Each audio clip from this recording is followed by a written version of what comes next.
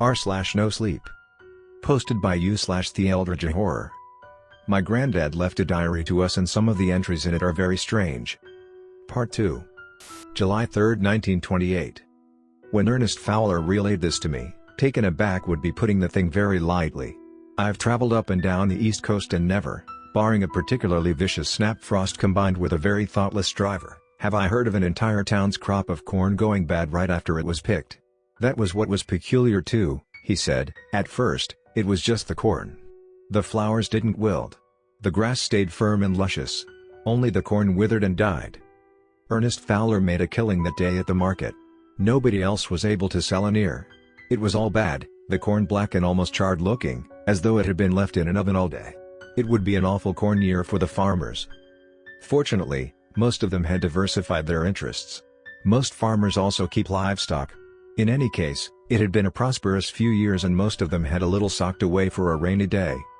They grumbled and complained and scratched their heads, but few people were really ruined by this turn of events, although there were murmurs amongst the townsfolk that Jed Gordon might default on his bank loan. That was only the beginning though. Things were about to get a lot worse for the townsfolk of Samson. The dogs were next. On a Thursday night, every dog in the town and in the surrounding neighborhoods began to bark. This, in and of itself, was not a particularly strange event. After all, dogs bark. It's what they do. No, what was perplexing was that the dogs all began to bark at precisely the same time. And they wouldn't stop. Maggie Shepherd's little Scotch terrier was flipping out, yapping all over the place. Will Fotherington's old coonhound appeared to be yodeling in that peculiar yelping howl that hounds have. It was the same all over town. Dogs of all shapes and sized, all creeds and colors, spotted and striped and black and white, all of them seemed hell-bent on making a racket. The owners tried to shut them up. They muzzled them, or put them in sheds. Some of the meaner ones even beat the poor creatures, but none of it would do a lick of good. The dogs continued to bark and howl and yelp and yap. This went on for days, until the cacophony merely soundtracked town life. Then, one day, they disappeared. Every dog that could ran, exhibiting prodigious feats of strength and daring, chewing through ropes, leaping over fences. They all scarpered. The ones that couldn't, those who were tied with metal chains up or locked in sheds, continued to howl. But their mouths foamed with the strain of the constant exertion and inevitably they had to be put down as mad. The ones that didn't became flaccid, gibbering wrecks lying on the floors of their masters' houses until it became at worst good sense and at best a charity to put them out of their misery. According to Fowler, this did not exclusively affect the canine citizenry either. Horses too, became wary in the town. Often they would bolt, especially near to the center of town where the fountain lay. They became skittish and wild and most folk chose to drive them around the outskirts of the town where they could.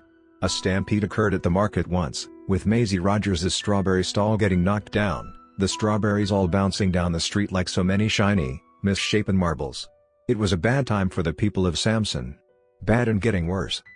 The cats disappeared without a trace on that first night that the dogs went mad, though it took most of their owners a few days to notice this since they had been so preoccupied with the plight of man's best friend.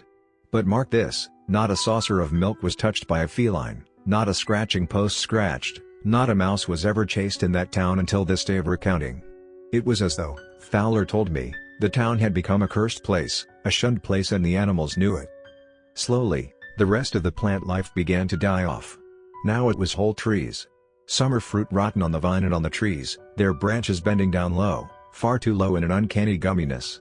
The branches felt spongy and lifeless to the touch and the bark of the trees began to turn an ugly, ashy gray-green. Mold spores began to grow on them, almost the second the sun wasn't directly pointed at them, and people would cough as they walked by.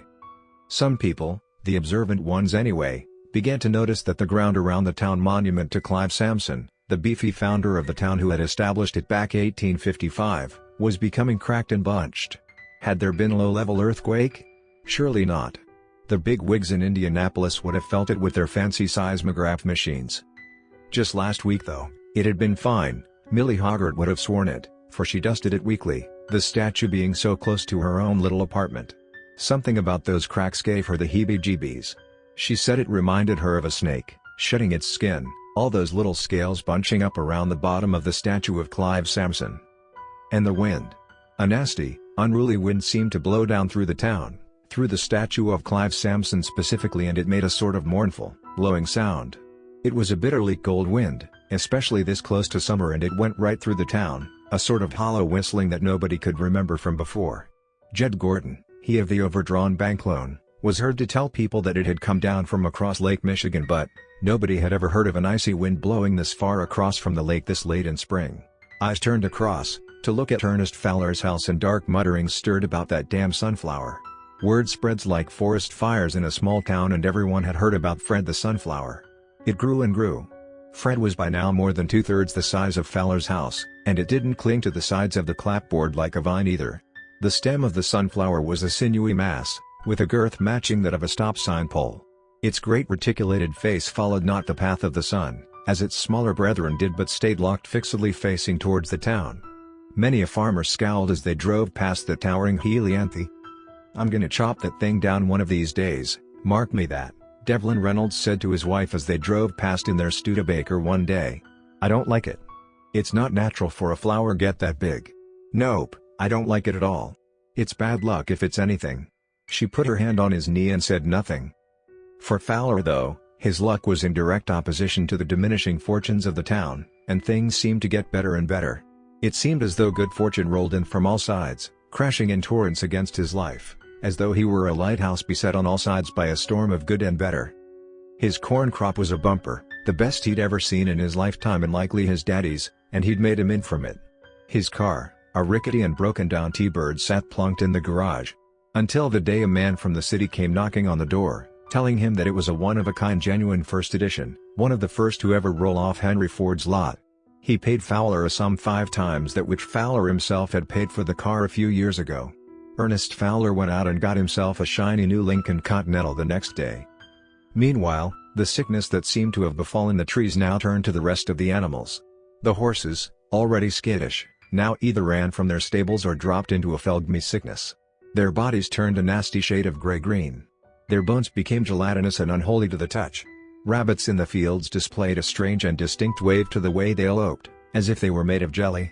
Soon, they began to turn up in the fields, either dead or breathing so shallow as to be sure to go that way soon. Their bodies, like the horses, did not feel right, and once found nobody thought to eat them. It was really the cows that sent the town from grim unrest to unrestrained panic. Their milk had long since turned sour and sickish, totally undrinkable by human standards. And, as established, there weren't a lot of cats and dogs to pick up the slack. Johnny Wisman was out in the field one day, tending to the corn plants, trying to salvage something from the drooping rubbery stalks, when he saw a cow out in the field. Her name was Melcy, and she was a particular favorite of his. She didn't do so well on the milk front anymore, and worse recently, but she was a good old cow, always patient with children and friendly. She seemed to be standing out in the field, staring in that winsome, vacant way that cows do. Except that, upon closer inspection, her gaze wasn't quite the sterilely vacant bovine gaze he was expecting. Her eyes seemed to be locked on something off in the far distance, and her gaze spoke of extreme anxiety, terror even. More to the point, she was frozen quite stiff. Johnny called out to her to see if she was all right. Melcy let out a small choked lowing sound and appeared to try to turn to her master, though her flesh was stiff and she could not seem to angle it very far. What happened next was only seen by Johnny, and many are skeptical of the veracity of his statement. But Fowler told me Johnny Weissman had never told a lie in his life, and if he had, well, he had confessed it in church the very next day. Besides, it tracks with what occurred to the rest of the domestic animals thereafter, even though nobody else actually saw it. Johnny says Melcy was there 1 second, frozen and lowing in panic but extant. Then there was a jerk and she seemed to sink into the earth, maybe 6 inches. Quickly though, like as if she was pulled by some great and powerful force, were his words. The next second, there was a sucking sound and Melcy had completely disappeared into the field. Johnny ran right up to the spot where she had been, but all he saw, for just a second, mind, was a hole filled with what appeared to be tentacles. Maybe vines, it was hard to say. Johnny says it was like a snake pit, all of them writhing and wriggling all over each other with that awful gray-green color that the trees had turned. And underneath it, was Melcy, eyes wild, peering back up at her master in an awful prayer. Then it was gone, the hole and all, just like that. Just freshly packed earth. Johnny Weissman ran back to the house as fast as his young legs would carry him and didn't come out for a full 24 hours. Within a day, all the livestock had disappeared. Pigs, cows, sheep. Even Elmer Hazel's little goats that he kept, Darn fool of him, because everyone knew that goats were a menace and the milk was no good even before the strangeness seemed to disappeared. When Johnny came forward with his story, people reacted badly. Half of them didn't want to hear it, half of them wanted to pack up and leave town right there. Fights broke out on the street and the police department had to come by and calm everyone down. On Ernest Fowler's side, however, the good fortune was still ramping up. His own livestock had grown fat and hale, and his ewes had even given birth children. Things were looking up and up at the Fowler residence, although he couldn't help but feeling sorry for his fellow farmers. He helped out where he could, delivering round excess crops and supplies to the families that need it. For the most part though, the only thanks he received was a curt nod and an eye of suspicion. A couple weeks after the livestock had gone, he received a letter in the mail. At this point, the good Mr. Fowler took out the letter and showed it to me right there. It had a strange, red wax seal on the front and looked very officious and imperious. Austrian, he told me, brimming with pride. Apparently, I'm related to a baron. I mean, he wasn't the king of Austria or anything like that, but he must have had some money. There was some sort of terrible fire and everyone familiarly related perished. No heirs, would you believe it? Turns out they followed the genealogy down to the next in line and it was me. Funny how these things turn out? So the clapboard shack became a country manor. A shiny new tractor was purchased to order. Fowler even hired some help. Not from town though. Few of the townsfolk would come anywhere near his place anymore. In town, an emergency meeting was called. All significant personages of the town of Samson were required to meet there. Fowler was now just such a person of significance, even if he was a lifelong bachelor, which already made folks suspicious. Still, money talks and bull, if you'll pardon the expression, walks. Fowler put on his very best suit, a powder blue number with a red bow tie. As he walked into the town hall, he felt more than one pair of eyes beat on him, and not in a hail fellow well met kind of way either. The meeting itself might as well have been a blood sport. Threats were made. Tempers and voices rose and frayed. More than one pointed accusation was made. In the end it all came to the same. There's obviously some kind of curse that's been put on us, Will Fotherington said. It was that old crone who came by here selling sunflowers. You all remember. The townsfolk murmured in discontented agreement. They did remember the sunflower lady with the strange, tiny blooms that weren't right for the time of year. Hadn't Millie Hoggart swung at her? Could that have set her off? More arguing, more infighting. Ernest Fowler, not man who favored pugilism, looked at his shoes. Finally, Devlin Reynolds stood up and cleared his throat. Now, Devlin Reynolds held some status in the little town of Samson. He was a thin reedy man with a thin reedy little mustache and movie star good looks. He was on the town council and held a good bit of property within the town itself, including the bank and a controlling stake in the small town paper the Samson Crier. Those who were a little more cynically inclined might have said that he was the hand that pulled the strings of Samson's puppet major, a little red-faced man, lousy with drink and high times. Devlin had connections back in Chicago and that's all anybody would really say of the thing. You didn't mess with a man who had those sort of connections. Have any of you gone by Mr. Fowler's house recently?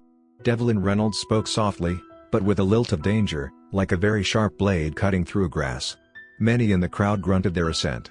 They all knew the thing that rose up next to Ernest Fowler's house. He has himself a pretty little sunflower. Fred, I think he calls it. Well, I shouldn't say little. It's a big 'un. I'd say, 10 feet high? That about right, Mr. Fowler? Fowler sunk further into his seat. Now, Devlin Reynolds went on with the smooth, dangerous style of a big city Chicago lawyer, which it was known to some that he had once been. I don't want to make false conjectures here, but is it or is it not true that Mr. Fowler was seen giving that particular woman a ride out of town? It's true. It's true, I saw it with my own eyes. Millie Hoggart said, evidently trying to distract from her own indiscretions. Now tongues were flapping, and the suspicious slant to the eyes of the townsfolk that had first greeted Fowler as he walked in, deep into anger. The townsfolk's voices were suddenly replete with low, murderous mutterings. It's him. Jed Gordon yelled out, he's the one who sent our fortune to a low turn.